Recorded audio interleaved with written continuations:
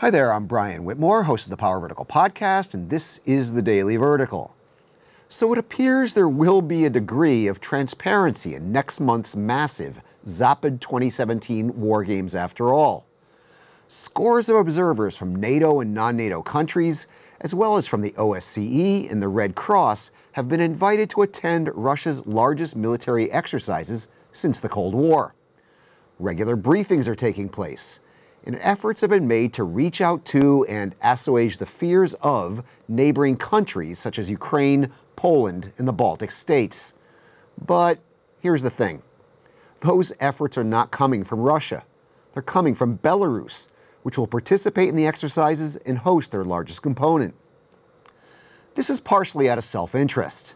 There's been much speculation and anxiety in Minsk that Russia will use the exercises to tighten its grip on Belarus, perhaps stealthily leaving troops behind.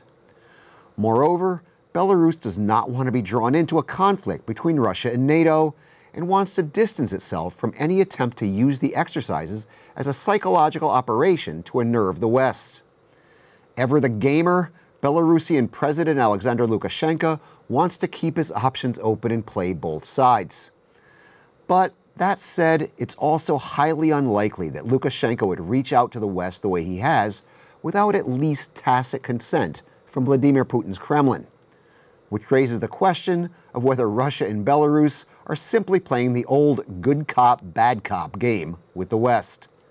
But if that's the case, what does it say about the Putin regime when it uses the likes of Lukashenko as its good cop? Keep telling me what you think in the comments section, on the Power Vertical's Twitter feed, and on our Facebook page. I'm Brian Whitmore, and that was the Daily Vertical.